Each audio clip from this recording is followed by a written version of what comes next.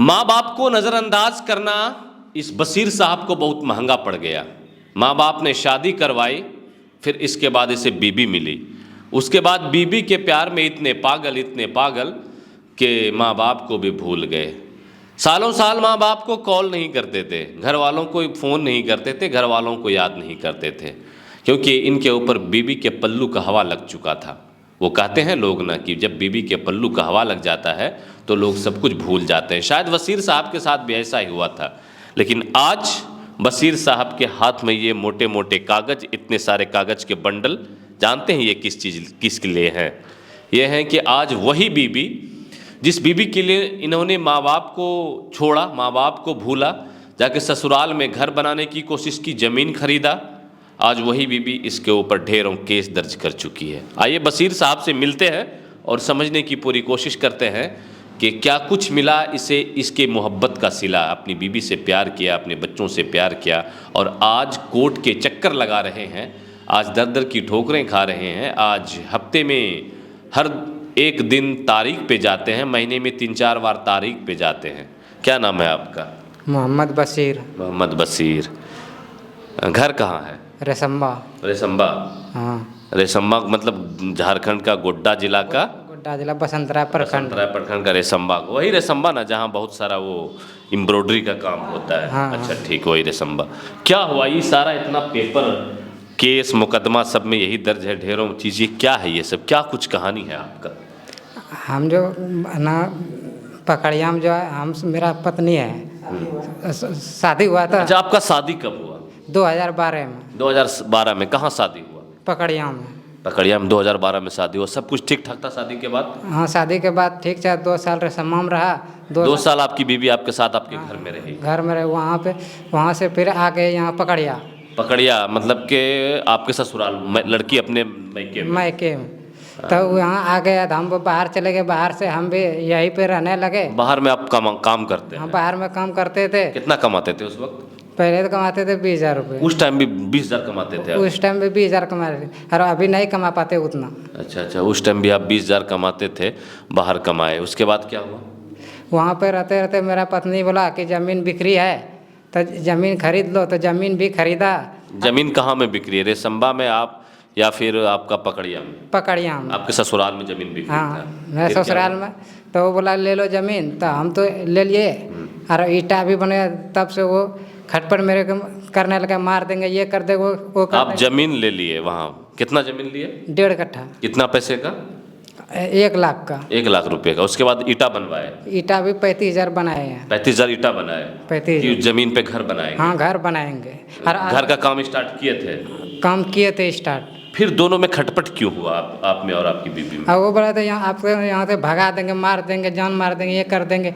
मेरा तो क्योंकि आप मेरे को देखने नहीं चाहिए। वो दूसरे के साथ चला गया, वो आसिफ के साथ का। वो बोला हम उसी के साथ रहेंगे, आपके साथ हम नहीं रहेंगे। और वो लड़का भी धमकी दिया कि आपको मार देंगे, ये कर देंगे, वो कर देंगे। मतलब आपकी बीवी का किसी और के साथ अफेयर हो हाँ, गया? हाँ। वो उसी के से बात करने लगी? और वो पत्नी बोला कि यहाँ पर रहेगा तो आपको जहर खिला के मार देंगे, ऐसे कर दे, वैसे कर देंगे। और वो डरा से हम वहाँ से निकल गए। अच्छा, वो डरा दिया हाँ, आपको? यहाँ पर रहिएगा तो आपको जहर खिला देंगे? और ससुर भी कितना बार वो मारने के लिए दौड़ा था। ससुर? हाँ, ईटा बनने के बाद कि अब जाओ जहाँ जाना है, अब इतना संपत्ति आ गया, तुम्हारा कोई काम नहीं है।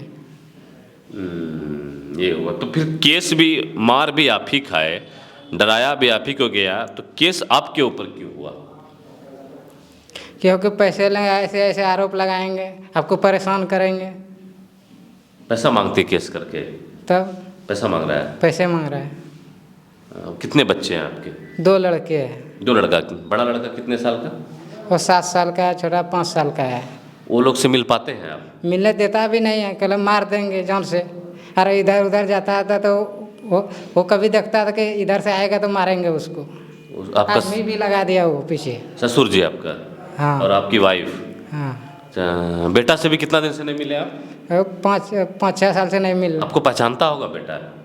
वो तो छोटा है तो नहीं पहचानता होगा। कभी फोन उन पे बातचीत बेटा कुछ नहीं हुआ। पहले हम फोन करते थे जब तलाक नहीं हुआ था।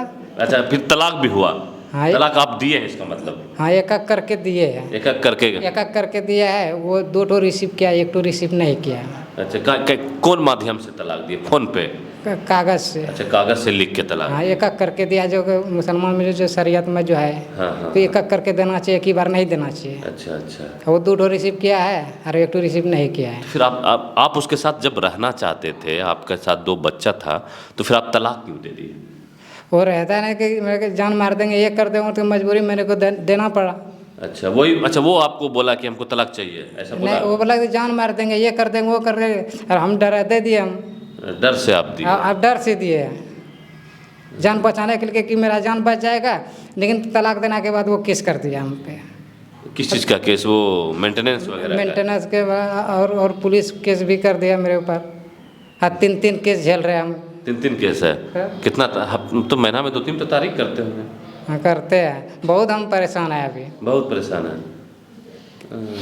तो कोई लोगों को, बड़े बुजुर्ग लोगों को, या फिर शरिया कानून के लिए मदरसे वगैरह होते हैं, तो वहाँ पर जाके लोगों से आप नहीं चाहे कि हमको सॉल्यूशन कुछ करवा दीजिए, कुछ पंचायती करके, ऐसा करके? मेरे तो दिमाग में काम ही नहीं करे तो क्या करेंगे, पता नहीं, समझ भी नहीं आता है। समझ में नहीं आता है। अरे, अब क्या चाहते हैं आप? कि जो सच्चाई है, क्या सच्चाई है? सच्चाई है कि मेरा ईटा है, हर 1.5 कट्ठा ज़मीन है। जो आपने अपने पैसे से ज़मीन खरीदा और ईटा बनाया। अरे इतना दिन सास ससुर को कमा के भी दिए थे। सास ससुर को कमा के तो दिए? इतना दिन से वहाँ पे माँ बाप को, सास ससुर को वहाँ दे रहे थे, माँ बाप को फुक्का छोड़ दिए थे? माँ बाप को हम भूल गए थे उस टाइम। भूल गए थे? जब लफड़ा जब हुआ तब माँ बाप के घर पे गए थे, ऐसे ऐसे बात हुआ। तब माँ बाप बोले हम लोग क्या करेंगे, आपको जब बोले तो उस टाइम समझा रहे थे, आप नहीं माने तो आप तो क्या करेंगे, आप झेलो जना, जो करना है करो, हम क्या करेंगे। अच्छा, जब बीबी आपको मिली तो आपको ये दिल में नहीं चल रहा था कि माँ बाप को छोड़कर आ गए? उस टाइम दिमाग काम नहीं करता होगा? नहीं, बीबी का खाली याद आता होगा। सब पैसा भी, अब उस टाइम पे 20,000, आज से 10 साल पहले आप 20,000 रुपया कमाते थे। कितना पैसा बीबी को कितना दिन तक दिए पैसा कमा के? पहले 5-6 साल दिए। 5-6 साल दिए? और 3-4 लाख यही संपत्ति बनाया। 3-4 लाख का संपत्ति बनाए, वो भी पैसा भी गया, संपत्ति भी गया, बीबी भी गई, यही ना हुआ? यार मेरे पास अभी कुछ भी नहीं, मैं खाली हूँ। कुछ भी नहीं है। यही माँ बाप की बात को माने होते, पैसा भी रहता, बीबी भी रहता, माँ बाप भी रहता, सब कुछ रहता। ये बशीर साहब की कहानी है कि देखिए, दिखाने का मेरा मकसद ये, मैं ऐसा नहीं कह रहा कि मैं इसको इंसाफ दिलवा दूंगा या फिर मैं इसके लिए लड़ाई लड़ूंगा। क्या लड़ाई, गलती तो इन्होंने भी ढेरों की है। अपने माँ बाप को छोड़कर ससुराल में जाकर ये ज़मीन, घर में ज़मीन नहीं था, आपको रहने के लिए घर नहीं था अपने गाँव में? थोड़ा सा ज़मीन है। घर में था ना ज़मीन? हाँ, घर था ना रहने के लिए? थोड़ा सा अच्छा, धन खेती नहीं है, इसीलिए सोच रहे कहीं पे रह लेंगे, कहीं पे तो कमाना पड़ेगा ही, यही पर। यही ज़मीन अगर आपने अपने गांव में खरीदा होता, यही ईटा आपने अपने गांव में बनवाया होता, अपने माँ बाप की देख रेख में बनवाया होता, तो आज आपके साथ ये आपका बुरा। कहते हैं कि पहले आप बहुत हट्टे कट्टे एकदम थे, बॉडी बिल्डर थे, अभी की क्या हालत हो गया है। उस टाइम तो थे, है ना? ये 3 के चक्कर में हम क्या करेंगे, हालत ऐसे हो गए। कहाँ से खाएंगे, कहाँ से पिएंगे, क्या करेंगे, केस लड़ेंगे। 100-200 रुपया अभी कभी कभी काम मिलते हैं, कभी नहीं मिलते हैं, तो क्या करेंगे, इसीलिए परेशान हो गए। परेशान हो गए। परेशानी इनका जाति मामला है, क्योंकि इसके और इनकी पत्नी के बीच अंडरस्टैंडिंग ठीक तरीके से नहीं हो पाई। ये पत्नी पर ढेरों आरोप लगा रहे हैं। बाकी दूसरे पक्ष की क्या सच्चाई है वो मुझे नहीं मालूम। ये मेरे पास आए कि नहीं भैया मुझे कुछ बोलना है, मैंने माँ बाप को ठुकराया था, मैंने माँ बाप को नज़रअंदाज किया था, आज उसका नतीजा भुगत रहा हूँ कि आज माँ बाप को छोड़ने का क्या हस्र होता है, ये बशीर साहब से बेहतर कोई नहीं समझ सकते। क्योंकि इन्होंने ससुराल में ज़मीन खरीदी, अपनी पत्नी को ससुराल में अपने रखा और वहीं पर ईटा बनवाया घर बनवाने के लिए, और तब ये माँ बाप से फ़ोन पर बात तक नहीं करते थे। नतीजा सामने है, 3 केस है इनके ऊपर। अब ये दर दर की ठोकरें खा रहे हैं, अब ये परेशान हैं। अब इनकी परेशानी का हल इन्हें कौन दिलाएगा ये तो मुझे नहीं मालूम, लेकिन एक सीख इस कहानी से ये मिलती है कि माँ बाप के साथ आप हमेशा संपर्क में रहिए। आप ठीक है, बीबी है, खुश रहिए बीबी के साथ, बीबी बच्चे का भी हक है, उसका भी अधिकार है, लेकिन माँ बाप को आप कैसे नज़रअंदाज कर सकते हैं, माँ बाप को आप कैसे भूल सकते हैं। तो अगर आप माँ बाप को भूलते हैं तो फिर बशीर साहब देख लीजिए, एक एग्ज़ाम्पल हैं और एक उदाहरण है। इन्होंने भी माँ बाप को नज़रअंदाज किया था, ये नतीजा निकल कर सामने आया है। बाकी बशीर साहब की इस कहानी पर आपके क्या विचार हैं, कमेंट सेक्शन में हमें ज़रूर बताइएगा। और वीडियो अगर अच्छा लगा हो तो आगे तक ज़रूर फॉरवर्ड कीजिएगा, शेयर कीजिएगा। यूट्यूब पर भी हम अवेलेबल हैं, वहाँ पर भी हमारे चैनल को आप सब्सक्राइब कर सकते हैं। फेसबुक पेज को फॉलो कीजिए। धन्यवाद आपका उजागर मीडिया देखने के लिए। मैं आपका दोस्त अबुल्लै शीरम, कैमरे पर हमारे साथी नूर नबी आलम। शुक्रिया।